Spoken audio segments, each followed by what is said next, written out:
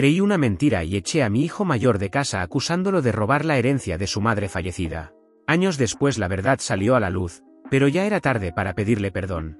Han pasado 10 años desde entonces. Nunca pensé que sería el tipo de padre que elegía favoritos, pero mirando hacia atrás, quizás lo fui. Y ahora, 10 años después, no puedo evitar preguntarme si cometí el error más grande de mi vida. Tengo 2 hijos, Adrián, de 27 años, y Marcus, de 30. Hace 10 años, cuando Marcus tenía 20, ocurrió algo que destrozó nuestra familia, y no he visto ni oído de él desde entonces. Antes de llegar a eso, necesito explicar algo importante. Mi esposa, Elena, falleció de cáncer cuando Adrián tenía 7 años y Marcus tenía 10. Fue devastador para todos nosotros, pero especialmente para los niños. Elena era el corazón de nuestra familia, la que traía calidez y comprensión emocional que yo, siendo honesto, nunca pude replicar. Yo era ingeniero civil, un hombre práctico que trabajaba largas horas en proyectos de construcción. Sabía cómo proveer, cómo pagar las cuentas, cómo mantener un techo sobre nuestras cabezas. Pero el amor maternal, esa conexión emocional profunda que Elena tenía con nuestros hijos, eso murió con ella. Hice lo mejor que pude como padre soltero. Cocinaba, aunque nuestras cenas consistían principalmente en comidas congeladas y pasta simple. Lavaba ropa, aunque a menudo mezclaba colores y blancos. Asistía a reuniones escolares cuando mi trabajo me lo permitía. Pero siempre sentí que algo faltaba. Los niños necesitaban a su madre, especialmente durante esos años formativos. Yo podía enseñarles a cambiar un neumático o a arreglar una tubería con fugas, pero no sabía cómo hablar de sentimientos o navegar las complejidades emocionales de criar a 2 niños en duelo. Marcus asumió mucho después de la muerte de Elena. Como el mayor, sintió que necesitaba ser el hombre de la casa cuando yo no estaba. Ayudaba a Adrián con la tarea, le hacía el almuerzo para la escuela, se aseguraba de que ambos estuvieran listos por las mañanas. Pero también desarrolló un lado rebelde. Empezó a juntarse con chicos que yo no aprobaba, chicos que usaban ropa holgada y escuchaban música rap fuerte. Se metió en algunas peleas en la escuela. A los 15, lo atraparon robando una barra de chocolate en una tienda. No fue nada serio, solo una estupidez adolescente, pero me asustó. Adrián, por otro lado, era tranquilo y nunca causaba problemas. Sacaba buenas calificaciones, se quedaba en casa, nunca me daba dolores de cabeza. Después de perder a Elena, creo que inconscientemente me aferré más a Adrián porque era más fácil. No me desafiaba, no me cuestionaba, no me hacía sentir como un padre inadecuado. Marcus siempre parecía estar juzgándome, señalando mis deficiencias, recordándome que no era su madre. Cuando Elena falleció, me dejó algunas posesiones preciadas. Una de ellas era un hermoso collar de herencia familiar que había pertenecido a su abuela. No valía una fortuna, tal vez unos $2000, pero para mí era invaluable. Era una de las últimas conexiones tangibles que tenía con mi esposa. Lo guardaba en una caja de seguridad en nuestro dormitorio, planeando algún día pasárselo a una hija o nieta si alguno de mis hijos tenía una. Entonces, un día cuando Marcus tenía 20 años, el collar desapareció. Busqué por todas partes, revisé cada cajón, cada rincón de mi habitación. Estaba frenético. Ese collar era una de las últimas cosas que me quedaban de Elena. Perderlo se sentía como perder una parte de ella de nuevo. No pasó mucho tiempo antes de que Adrián, quien tenía 17 entonces, viniera a mí con una expresión seria. «Papá, necesito decirte algo», dijo, su voz baja. «Vi a Marcus tomando algo de tu habitación el otro día. Estaba actuando raro, mirando a su alrededor como si no quisiera que nadie lo viera. Creo que fue el collar de mamá». Mi corazón se hundió. Le pregunté a Adrián si estaba seguro, y él asintió gravemente. Lo vi meter algo en su mochila. «Y papá, ha estado actuando extraño últimamente. Saliendo a escondidas, llegando tarde, pasando tiempo con esos tipos que nunca nos gustan. Creo que podría estar involucrado en algo malo». Marcus siempre había sido el difícil. Después de la muerte de Elena, se volvió más distante, más enojado. Las peleas en la escuela, el incidente de robo cuando tenía 15, su elección de amigos, todo parecía encajar en un patrón. Así que cuando Adrián me dijo lo que vio, le creí. ¿Por qué no lo haría? Adrián nunca me había mentido. Marcus, por otro lado, tenía un historial. Irrumpí en la habitación de Marcus esa noche, exigiendo que devolviera el collar. Me miró como si hubiera perdido la cabeza. «¿De qué estás hablando?», preguntó. «No tomé ningún collar». «Papá, ¿por qué pensarías eso?». «Adrián te vio», dije con mi voz elevándose. «Te vio tomándolo de mi habitación. Y francamente, dado tu pasado, no es difícil creer». La expresión de Marcus cambió de confusión a dolor profundo. «No puedes estar hablando en serio». «Papá, juro por la memoria de mamá que no tomé ese collar. Ni siquiera he estado en tu habitación en semanas». Pero no le creí. Sus errores pasados hablaban más fuerte que sus palabras actuales. Le dije que si quería ser un ladrón, podía hacerlo en otro lugar. Estaba harto. No podía tener a alguien en mi casa en quien no podía confiar, especialmente no a alguien que robaría algo tan preciado de mi difunta esposa. Le di un ultimátum: devuelve el collar o vete. Marcus parecía completamente destrozado. Me suplicó que le creyera, sus ojos llenándose de lágrimas. Papá, por favor, dijo con su voz quebrándose. Nunca te he mentido sobre algo así. Tienes que creerme. Pero me había convencido de que era solo manipulación. Le dije que empacara sus cosas, y lo hizo. Lo recuerdo de pie en la puerta principal aquella noche, con la mochila colgándole del hombro y el rostro surcado de lágrimas que no intentó ocultar. Permaneció allí unos segundos, mirándome como si esperara que dijera algo, cualquier cosa. Un día te darás cuenta de que estabas equivocado, dijo, con una voz apagada y cargada de tristeza. Y cuando lo hagas, espero que te devore por dentro saber que echaste a tu propio hijo por una mentira. Después de eso, se dio la vuelta y se marchó. Yo cerré la puerta detrás de él sin mirar atrás, convencido de que estaba haciendo lo correcto, sin imaginar que ese sería el último recuerdo que tendría de mi hijo durante años. Le conté a la familia lo que había pasado, y todos tomaron mi lado sin cuestionar mi versión. Me creyeron cuando insinué que Marcus estaba siguiendo el mismo camino que su tío, mi hermano menor, quien había tenido problemas con las drogas y había terminado en prisión. Nadie volvió a comunicarse con Marcus después de eso. Al menos, no que yo supiera. En aquel momento me convencí de que era lo correcto, que necesitaba aprender responsabilidad, madurar por las malas y enfrentarse, de una vez por todas, a las consecuencias de sus actos. Pero con el tiempo, empecé a oír pequeños fragmentos sobre él a través de viejos amigos y conocidos. Supe que, durante los primeros años, luchó como pudo, durmió en sofás ajenos, aceptó trabajos mal pagados y apenas lograba mantenerse a flote. Luego, de repente, las noticias se cortaron. Nadie sabía dónde estaba ni qué había sido de él. Había desaparecido por completo. Seguí esperando que se comunicara conmigo, aunque fuera para reprocharme algo. Una llamada, una carta, cualquier señal. Pero no llegó nada. Y cuanto más se prolongaba el silencio, más fácil me resultaba empujarlo fuera de mi mente. Me repetía que había hecho lo correcto, que eso era lo que hacía un padre cuando debía ser firme. Sin embargo, en el fondo, sobre todo en las noches en que no podía dormir, siempre regresaba la misma duda: si Elena habría manejado todo de otra manera. Ella sabía cómo acercarse a Marcus, cómo calmarlo cuando estaba furioso, cómo hacerlo sentir escuchado. Yo, en cambio, solo supe dar órdenes y exigir obediencia. Pero luego estaba Adrián, el hijo en quien había confiado, el que había creído. Adrián siempre había sido el bueno, el que seguía las reglas, el que nunca causaba problemas.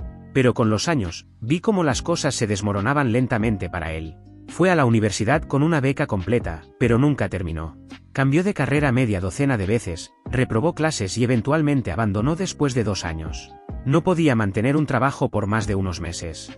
Hacía excusa tras excusa: su jefe era injusto, sus compañeros eran groseros, las horas eran demasiado largas, el pago era insuficiente. Aún vive conmigo ahora a sus 27 años, durmiendo en su antigua habitación de la infancia, contribuyendo ocasionalmente con algo para la comida pero sin dirección real en la vida. Últimamente me despierto en medio de la noche con el pecho apretado, incapaz de volver a dormir. Mi mente siempre termina en el mismo lugar, en Marcus. En la forma en que lo eché sin darle la oportunidad de defenderse, en la seguridad con la que creí estar haciendo lo correcto. No sé dónde está ahora. Ni siquiera sé si sigue con vida. Revivo esa noche una y otra vez, su mirada, su voz temblorosa pidiéndome que le creyera, y la mía, fría e inflexible, cerrándole la puerta. A veces me pregunto si merecería su perdón si lograra encontrarlo o si ya crucé un punto del que no hay regreso. Actualización 1. Después de escribir la publicación anterior, me di cuenta de que esos pensamientos sobre Marcus no se han ido, ni se han vuelto más fáciles de ignorar con el tiempo. Al contrario, cada día parecen aparecer con más fuerza, ocupando más espacio en mi mente. He vivido con esa culpa durante años. Al principio la enterré lo más profundo que pude, convenciéndome de que había hecho lo correcto, de que Marcus había tomado sus propias decisiones y de que yo solo había cumplido con mi papel como padre. Pero con el paso del tiempo, esa culpa nunca desapareció. Simplemente permaneció ahí, en el fondo de mi mente, recordándome su presencia cada vez que me encuentro solo en una casa que alguna vez estuvo llena de risas familiares. Hace unos meses, mi hermana Victoria vino de visita. Estábamos sentados en la cocina, tomando café, y aunque ella ya conocía la historia, por primera vez se la conté desde mi punto de vista y concreta, sin omitir nada y sin justificarme. No fue para informarla, sino para admitir cómo me sentía ahora, después de tantos años. Tal vez era la culpa que ya no sabía dónde guardar, o tal vez solo necesitaba decirlo en voz alta desde un lugar distinto, no como el padre seguro de sí mismo que fui entonces, sino como alguien que empezaba a aceptar el peso real de lo que había hecho. Victoria escuchó en silencio, removiendo su café, su expresión ilegible. Luego, después de un largo silencio, suspiró y me dijo algo que me hizo caer el estómago. Sabes, algunos de nuestros parientes han estado preguntándose sobre Marcus durante años, dijo cuidadosamente. Al principio, todos creímos tu versión. Pero con el tiempo, las cosas no encajaban. Aparentemente, algunos familiares habían estado cuestionando la historia en privado. Sabían que Marcus era terco, todos lo sabían. Pero algo no encajaba. ¿Por qué robaría algo tan sentimental de su madre fallecida y luego nunca regresaría, ni siquiera para disculparse? ¿Y qué hay de los rumores sobre las pandillas y las drogas? ¿Era siquiera cierto que Marcus estaba involucrado con gente peligrosa? Fue entonces cuando algo me iluminó como un rayo. La única persona que alguna vez me dijo que Marcus estaba involucrado con mala gente era Adrián. Yo había asumido que era verdad porque quería creerle a Adrián, porque era más fácil tener un hijo en quien confiar completamente. No le dije nada a Victoria en ese momento, pero después de esa conversación, el pensamiento nunca me dejó. Se quedó en el fondo de mi mente, molestándome como una astilla que no podía sacar. Luego, la semana pasada, ocurrió algo que resquebrajó por completo los cimientos de todo lo que creía. Estaba en Home Depot, una tienda de materiales de construcción, comprando suministros para un pequeño trabajo que tenía pendiente. Nada importante, solo una forma de mantenerme ocupado. Mientras revisaba los estantes, vi a alguien que me resultó inquietantemente familiar, Julian, el viejo mejor amigo de Marcus. No había hablado con él en más de 10 años. El encuentro fue incómodo, pero aún así me acerqué, aferrándome a la esperanza de encontrar algún tipo de conexión o, tal vez, noticias sobre mi hijo. Julian pareció sorprendido al verme, y durante unos segundos incómodos, solo intercambiamos una charla trivial y forzada. Finalmente reuní el valor para preguntarle por las personas con las que Marcus se juntaba en aquel entonces, la supuesta mala compañía que Adrián había mencionado. No llegué ni a terminar la frase cuando el rostro de Julian cambió por completo. Su expresión pasó a ser una mezcla de lástima, incredulidad y algo que se parecía demasiado al disgusto. ¿Te refieres a nosotros?, preguntó, con la voz cargada de sorpresa. ¿A la mala compañía que dirigía el programa de tutoría comunitaria? ¿Al club de servicio que ayudaba en refugios para personas sin hogar? Sentí que el estómago se me retorcía. ¿Qué?, atiné a decir. El grupo que tú creías que era la mala compañía de Marcus, respondió Julian con una amargura evidente, era un club de servicio comunitario en la universidad. Hacíamos voluntariado en refugios, tutorábamos a estudiantes más jóvenes de barrios difíciles y organizábamos campañas de donación de sangre. Marcus era uno de los miembros más dedicados que teníamos. Julian hizo una pausa antes de añadir. ¿Y sabes quién empezó a llamarnos pandilleros? Adrián, su hermano. Porque no le gustaba que Marcus pasara tiempo con nosotros en lugar de con él. No pude decir nada. La boca se me secó por completo. Julian tenía el rostro enrojecido y las manos tensas a los costados, luchando por contener la rabia. ¿De verdad lo creíste?, dijo negando con la cabeza. ¿De verdad pensaste que tu hijo, el mismo que pasaba los fines de semana sirviendo comidas a personas sin hogar y ayudando a niños con dificultades de lectura, era algún tipo de delincuente? Hizo una breve pausa antes de añadir, con amargura. Tal vez deberías preguntarle a tu hijo dorado de dónde salieron esas historias. Antes de que pudiera responder, Julian se dio la vuelta y comenzó a alejarse. ¿Sabes qué?, gritó por encima del hombro. Adrián fue quien empezó todos esos rumores. Estaba celoso de que Marcus tuviera amigos a los que realmente les importaba. Pero claro, siempre fue más fácil creerle a él que a tu propio hijo mayor. Me quedé allí, inmóvil, mientras el ruido de la tienda se apagaba a mi alrededor, como si el mundo hubiera bajado el volumen de repente.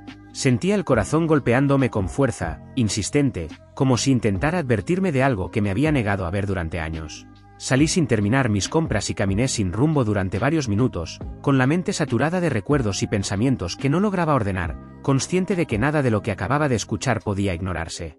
Durante 10 años me aferré a una sola versión de la historia, y bastaron unas pocas palabras para que todo comenzara a desmoronarse. Por primera vez en una década, tuve que enfrentar una idea que me aterraba profundamente. ¿Y si Marcus nunca me robó nada? ¿Y si destruí la vida de mi propio hijo por una mentira? Actualización 2. Después de mi encuentro con Julian, ya no pude seguir ignorando la sensación constante que me oprimía el pecho. Durante años estuve completamente seguro de mi versión de los hechos, pero ahora todo se sentía inestable, frágil, como un castillo de naipes a punto de venirse abajo. Fue entonces cuando hice algo que debería haber hecho desde el principio, empezar a hacer preguntas. Me comuniqué con viejos amigos, con personas a las que solía estar cerca antes de echar a Marcus, buscando respuestas que ya no podía evitar. Y fue en ese proceso cuando me di cuenta de otra verdad incómoda a la que había estado ciego durante años. Mucha gente me había dado la espalda después de lo ocurrido. Algunos no respondían en absoluto. Otros me ignoraron de forma deliberada. Unos cuantos, incluso, me bloquearon sin decir una sola palabra. Los pocos que respondieron no fueron amables. Mientras yo había pasado una década convencido de que había hecho lo correcto, ellos habían intentado defender a Marcus en su momento. Me habían advertido que estaba cometiendo un error, pero yo estaba tan atrapado en mi propio dolor, en la rabia y la humillación por la herencia perdida, que elegí ignorarlos. «Estás delirante», me dijo un antiguo amigo sin rodeos. «Dejaste que un hijo te manipulara para destruir al otro, y ahora vienes buscando simpatía». Otro simplemente negó con la cabeza. Todos sabían que siempre mimabas a Adrián. Tal vez deberías concentrarte en tu hijo dorado, porque parece que es lo único que te queda.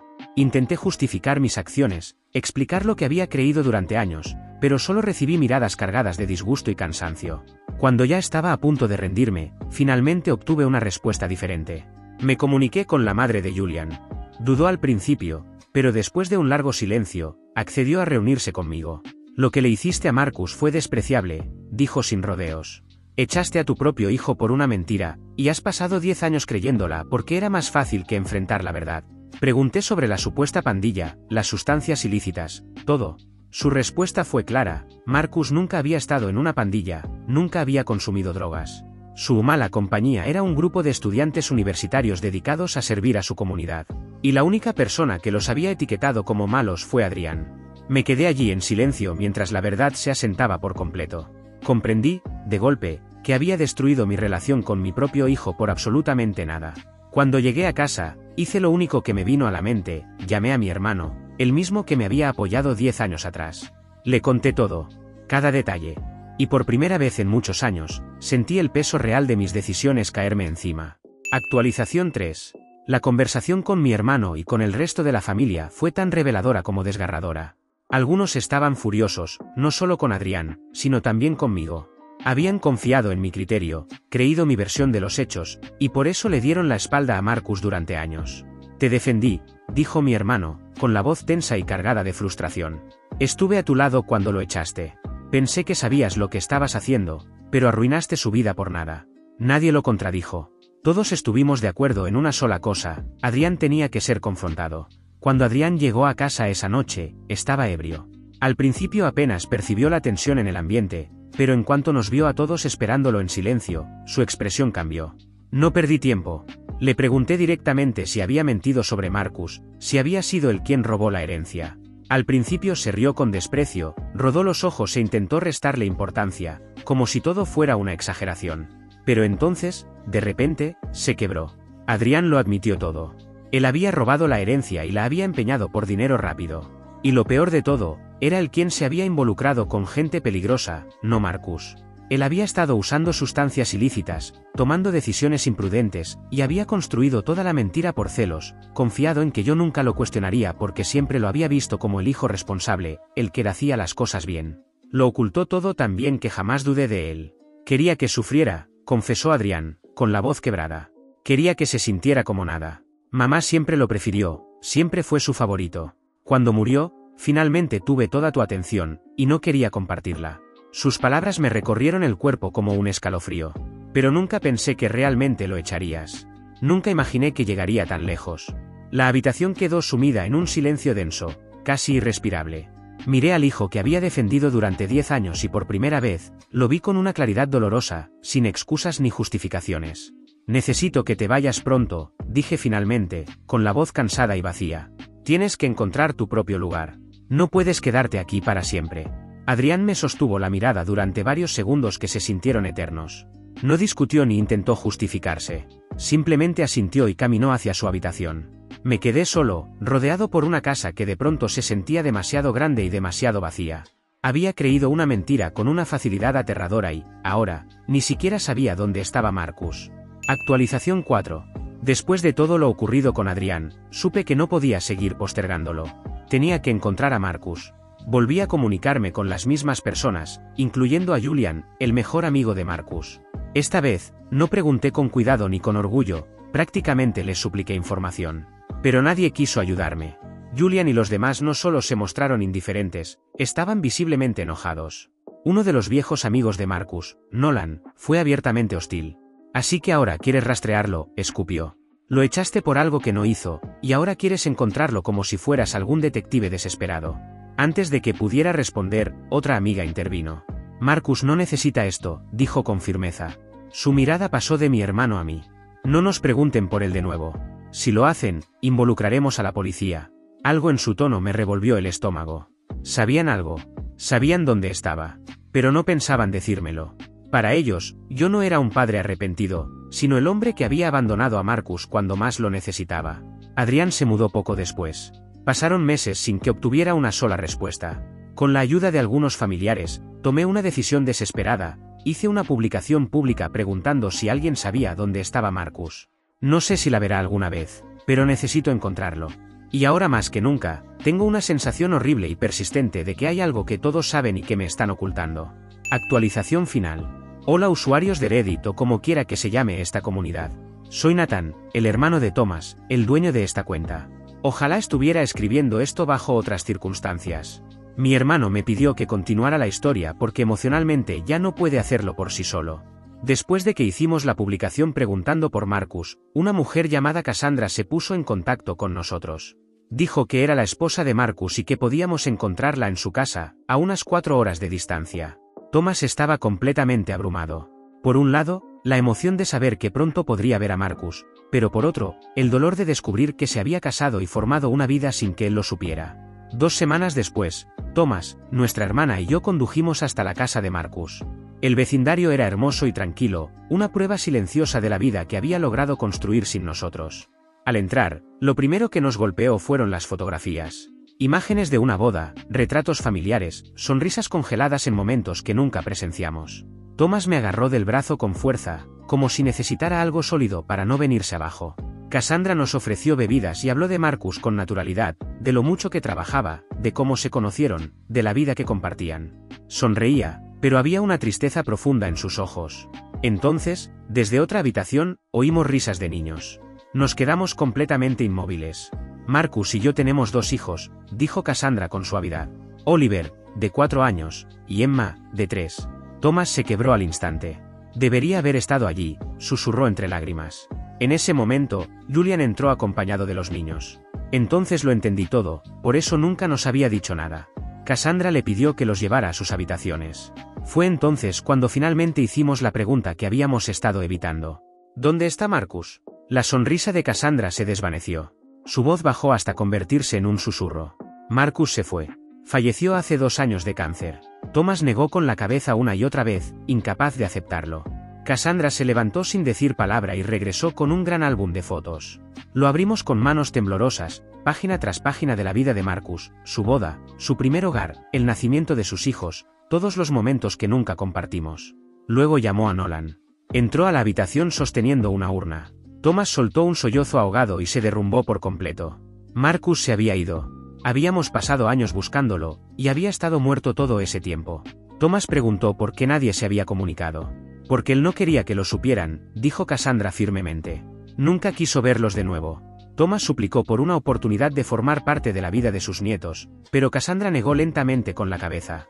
Después de todo lo que le hicieron a Marcus, después de haberle dado la espalda con tanta facilidad, todo por una mentira, no puedo permitirlo, dijo con firmeza contenida.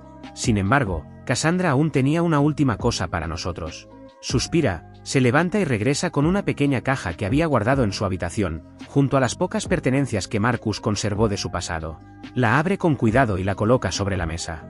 Dentro había algo que dejó a Thomas sin aliento y le arrancó lágrimas al instante, el collar que había pertenecido a su madre. Marcus lo encontró durante su primer año después de irse, explicó. Sabía que, si había sido robado, lo más probable era que hubiera terminado en una casa de empeño. Durante meses trabajó y recorrió cada una que pudo encontrar.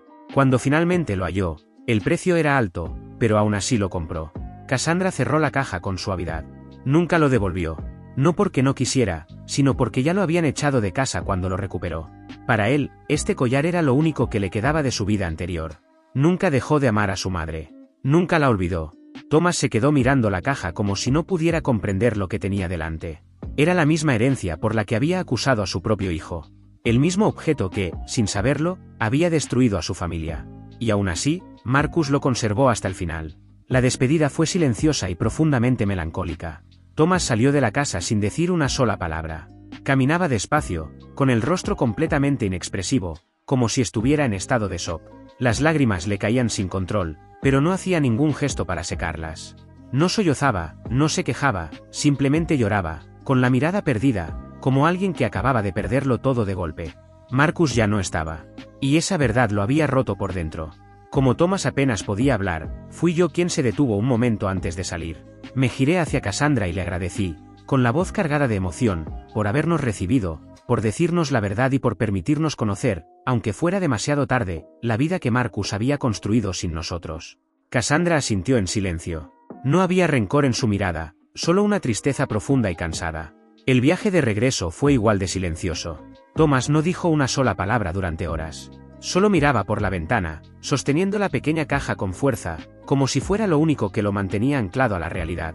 De vez en cuando, su respiración se volvía temblorosa, pero no reaccionaba a nada de lo que ocurría a su alrededor. Cuando nos acercábamos a su casa, me di cuenta de que algo andaba mal. Thomas no parpadeaba. No respondía cuando le hablaba. Su cuerpo estaba allí, pero su mente parecía haber colapsado bajo el peso de la culpa y el dolor. No fuimos a casa. Condujimos directamente al hospital. Los médicos dijeron que había sufrido un colapso mental completo. Esa misma noche llamé a Adrián. Cuando llegó, confundido y nervioso, le conté la verdad, que Thomas estaba hospitalizado después de enterarse de que Marcus había muerto. «¿Marcus, está muerto?», susurró Adrián, con la voz quebrada. No respondí. Simplemente le entregué la herencia. Adrián miró el collar y sus manos empezaron a temblar. No dijo nada al principio. Su mirada se perdió en el objeto durante varios segundos, como si todo lo que había hecho finalmente le hubiera caído encima de golpe. Ver a su padre en ese estado, completamente quebrado y hospitalizado, terminó de destruir cualquier intento de negación. Sus labios se movieron apenas, murmurando palabras que no logré entender. No eran excusas ni justificaciones, solo fragmentos ahogados de arrepentimiento. Luego bajó la cabeza, se dio la vuelta y salió del hospital caminando lentamente, con los hombros caídos y el rostro descompuesto por una tristeza que ya no podía ocultar. El impacto de la verdad lo había alcanzado por completo. Ahora, lo único que puedo hacer es esperar que Thomas se recupere y rezar para que, de alguna manera, Marcus nos perdone por haberle dado la espalda cuando más nos necesitaba. Y para todos los que leen esto, solo puedo decir una cosa: cuiden a su familia mientras aún esté con ustedes. Escuchen antes de juzgar. No destruyan vínculos por palabras sin pruebas, aunque vengan de alguien cercano. Amen a sus seres queridos hoy, porque mañana puede ser demasiado tarde, y hay errores que, cuando finalmente se comprenden, ya no tienen reparación. Gracias por ver. Si aún no te has suscrito, por favor hazlo y activa la campana de notificaciones para mantenerte al día con más historias impactantes de la vida real que suceden a tu alrededor.